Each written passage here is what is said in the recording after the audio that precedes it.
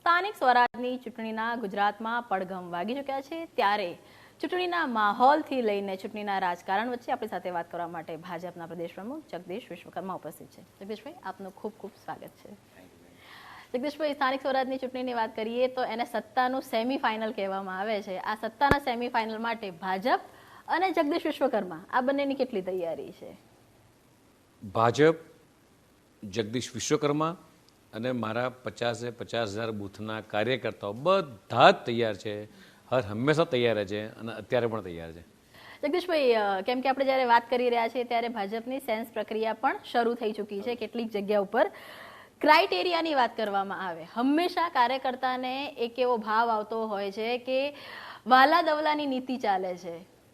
90% criteria પ્રમાણે થાય છે, 10% વાલા દવલાની નીતિ ચાલે છે. પ્રદેશ પ્રમુખ તરીકે આપે કમાન સંભાળી ત્યારબાદ આ પહેલી ચૂંટણી છે.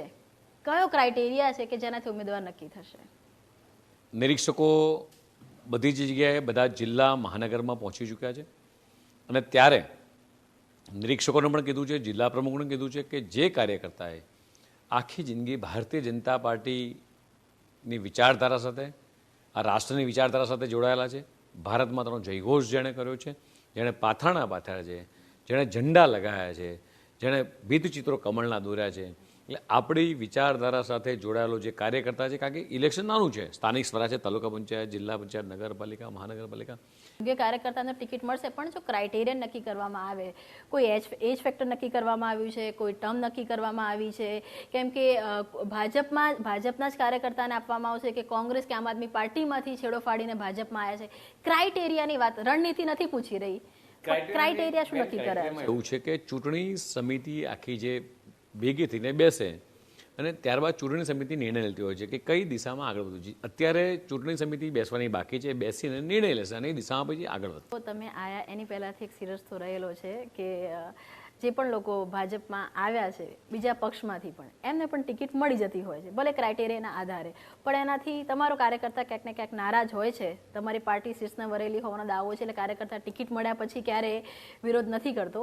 પણ કેમ કે તમે કાયમ કાર્યકર્તાની વાત કરો છો, તો આ વખતે કાર્યકર્તા દુઃખી ના થાય અથવા તો કાર્યકર્તા સાથે અન્યાય ના થાય, એની માટે શું વિચાર્યું છે?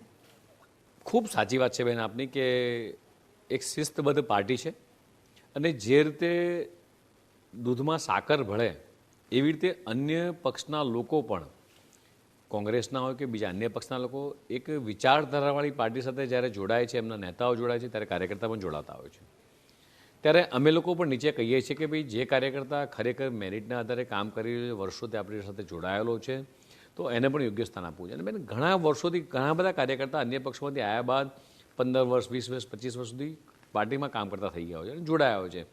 અને ઘણા બધાને આપે પણ જોયું છે કે વિધાનસભા હોય કે કોર્પોરેશન હોય, ક્યાંક ને ક્યાંક યોગ્ય જગ્યાએ સ્થાન આપતા પણ હોઈએ છીએ. અને એમાં જે કાર્યકર્તા ખરેખર મહેનતથી કામ કરે છે બેન, એને ચોક્કસ યોગ્ય સ્થાન મળતું હોય છે.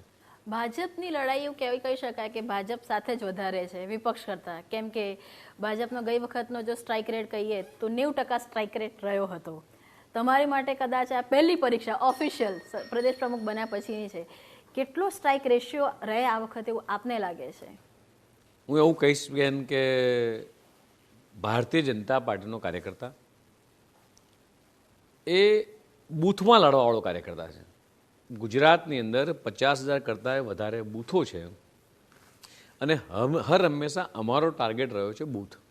અને મારો બૂથનો પ્રમુખ એ નીચે ચૂંટણી લડતો હોય છે અને ત્યાંથી લડતા જગદીશભાઈ, તમે મેનેજમેન્ટના માણસ છો, સીધું સ્ટ્રાઇક રેટ જ પૂછી લઈશું કે ભાઈ સ્ટ્રાઇક રેટ કેટલો રહેશે? કે ભારતીય જનતા પાર્ટીનો કાર્યકર્તા બૂથમાં લડવાવાળો કાર્યકર્તા છે. 50,000 બૂથ પર ચૂંટણી લડાઈ રહી છે, એટલે 50,000 બૂથ જીતવાના ટાર્ગેટ સાથે જ આ કાર્યકર્તા કામ કરી રહ્યો. એટલે 90% વાળો રેશિયો છે જળવાઈ રહેશે.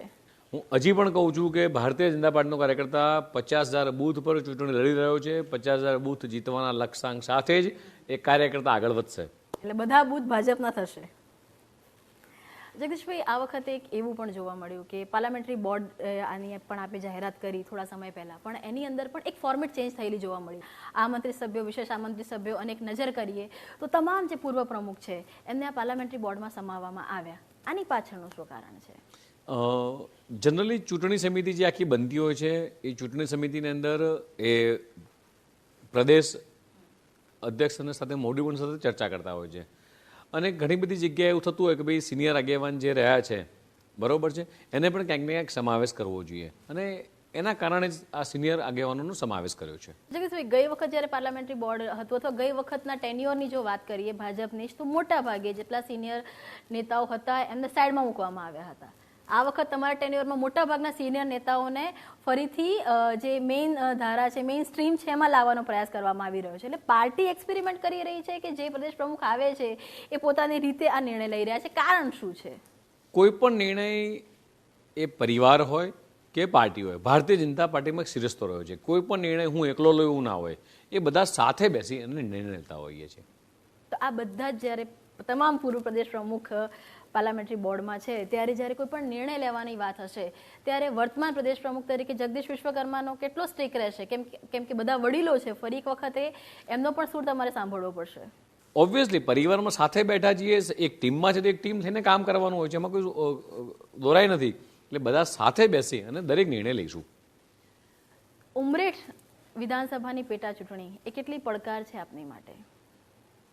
હું આપને કહીશ કે સ્થાનિક સ્વરાજની ચૂંટણી હોય કે ઉમરેઠ હોય, ભારતીય જનતા પાર્ટીનો કાર્યકર્તા માત્ર ચૂંટણી સમયે જ પ્રજા વચ્ચે જાય કે બૂથમાં જ એવું નથી હોતું. શ્રી ગોવિંદભાઈ સાથી ધારાસભ્ય મિત્ર હતા, ખૂબ સારા સામાજિક આગેવાન પણ હતા, વર્ષોથી કામ કરતા કાર્યકર્તા હતા અને અત્યારે હયાત નથી એટલે ત્યાં બાય ઇલેક્શન આવ્યું છે, પણ એ ચૂંટણી પણ ખૂબ સારી રીતે ત્યાંની પ્રજા એ જે અમે કેન્ડિડેટ આપ્યો છે અને 100% એ સારામાં સારા મતોથી એ જીતાડીને આપશે. જગદીશભાઈ, જો ભાજપની વાત કરવામાં આવે તો ભાજપે હંમેશા પરિવારવાદનો વિરોધ કર્યો છે, પણ અત્યારે ઉમરેઠમાં જે પ્રમાણે જે ધારાસભ્ય હતા, સ્વર્ગીય ધારાસભ્ય, એમના પુત્રને ટિકિટ આપવામાં આવી છે અને વિપક્ષ અત્યારે પરિવારવાદનો જે આક્ષેપ છે એ લગાવી રહી છે. તો આ પરિવારવાદવાળો વિષય હતો કે પછી એક સિમ્પથી ગેઇન કરવાની સ્ટ્રેટેજી હતી? કયા કારણસર આ ઉમેદવારની પસંદગી છે એ કરાઈ છે? ગોવિંદભાઈ અમારા ખૂબ સારા અને સનિષ્ઠ કાર્યકર્તા હતા અને વર્ષોથી એ વિચારધારા સાથે કામ કરતા હતા. પ્રજામાં ખૂબ સારી રીતે એમનું લોકચાહના હતી. એમના દેહાંત બાદ હું પણ મારે પણ ત્યાં જવાનું થયું અને પરિવારની બધાની લાગણી હતી કે અને એટલા માટે જ કદાચ પાર્ટીએ યોગ્ય રીતે નિર્ણય લીધો અને એમના દીકરાને ટિકિટ આપી છે. પરિવારવાદ કોને કહેવાય કે જે રીતે નહેરુજી કોંગ્રેસમાં વડાપ્રધાન હતા, ત્યારબાદ ઇન્દિરા ગાંધી વડાપ્રધાન બન્યા, ત્યારબાદ રાજીવ ગાંધી વડાપ્રધાન બન્યા, હવે રાહુલ ગાંધી, ત્યારબાદ પ્રિયંકાજી. કાર્યકર્તાઓમાં પણ એક ગડગડાટ છે કે હવે પ્રદેશ પ્રમુખને મળવું મુશ્કેલ થઈ રહ્યું છે, પ્રદેશ પ્રમુખ સરળતાથી મળતા નથી. તો આની પાછળનું શું કારણ છે? 6 મહિનાથી અધ્યક્ષ બન્યા બાદ સતત આખા રાજ્યની અંદર પ્રવાસ થઈ રહ્યો છે. દરેક સોમ અને મંગળવારે ઓલમોસ્ટ પ્રમુખ તરીકે અહીંયા મારા મહામંત્રીમાંની બધા જ અહીંયા મળતા હોઈએ છીએ. એટલે કદાચ તમને કહું કે કીધું તો ચોક્કસ ધ્યાન દોરજો અમારું. ચોક્કસ એ વાતને અમે જોઈ પણ લઈશું. બેન, ખુદ મુખ્યમંત્રીએ કહેવું પડે છે કેબિનેટમાં કે અધિકારીઓ એક યોગ્ય કામગીરી કરવી જોઈએ, જમીન પર ઉતરવું જોઈએ, રોડ રસ્તાના સમારકામના કામ સમયસર પતવા જોઈએ.